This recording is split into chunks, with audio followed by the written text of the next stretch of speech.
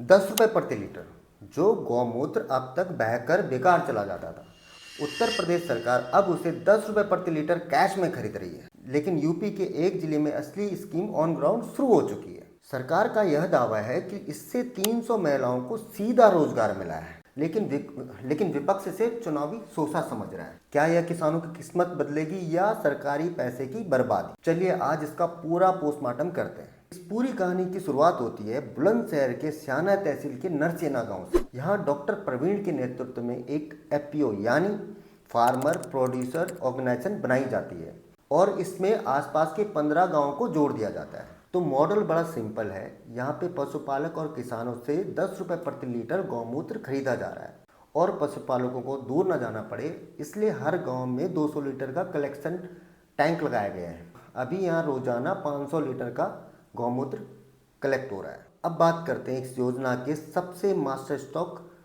हिस्से पर, महिला सशक्तिकरण।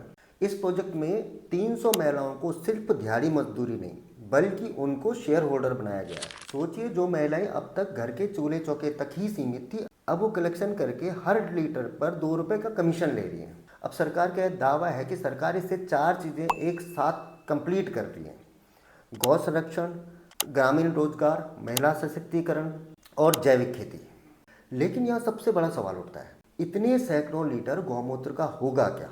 क्या सरकार इसे फेंक देगी? तो जवाब है नहीं। इस गौमूत्र को नीम, धतूरा और अन्य जड़ी बूटियों के साथ मिलाकर जैविक कीटनाशक बनाया जा रहा है। सरकार का उद्देश्य यह है इसमें कि महंगे और हानिकारक जो कीटनाशक है उनको रिप्लेस किया जाए और सस्ता हुआ इसका देसी विकल्प बनाया जाए। अगर सरकार का पायलट प्रोजेक्ट सक्सेसफुल रहा तो सरकार इसे पूरे यूपी में लागू कर देगी और खरीद की दर बढ़ाकर 20 रुपये प्रति लीटर तक की जा सकती है। लेकिन सिक्के का दूसरा पहलू देखना भी जरूरी है। इस योजना की घोषणा होते ही विपक्ष ने तीखे सवाल शुरू कर दिए। विपक्ष का कहना है कि रोजगार की बात छोड़ो, ये बताओ कि अब तक सरकारी जो गौशालाएं हैं उनमें भूखमरी और बीमारी से कितनी गायें मरी हैं और उनका हिसाब कौन देगा? और विपक्ष का ये भी आरोप है कि यह मॉडल कोई नया नहीं है। 2022 में छत्तीसगढ़ में कांग्रेस की सरकार ने 4 रुपये प्रति लीटर गौमूत्र खरीद की थी, यानी ये प्रयोग पहले हो चुका है। अब बात करते हैं उस सबसे बड़ी जमीनी चुनौती की जिसकी कोई बात नहीं कर रहा: क्वालिटी, मेंटेनेंस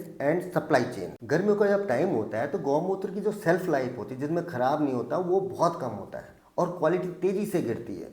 तो इसके लिए क्या चाहिए कि इंसुलेटेड टैंक चाहिए, तेज ट्रांसपोर्टेशन चाहिए और फास्ट प्रोसेसिंग यूनिट होनी चाहिए। अब सवाल है कि क्या ये स्कीम केवल सरकारी सब्सिडी पर ही चलेगी या फिर डाबर, पतंजलि जैसी आयुर्वेदिक कंपनियों के साथ हाथ मिला के सेल्फ सस्टेनेबल बिजनेस मॉडल बना देगी? इसी पे इस योजना का भविष्य टिका हुआ है। तो यह थी बुलंदशहर के गौमूत्र पायलट प्रोजेक्ट की पूरी अंदरूनी कहानी, दावों से लेके हकीकत तक। अब आप कमेंट करके बताएं, आपके हिसाब से 10 रुपये प्रति लीटर गौमूत्र खरीद किसानों की आमदनी बढ़ाएगा या ये सिर्फ चुनावी पब्लिसिटी स्टंट है? अपनी राय कमेंट में जरूर लिखें।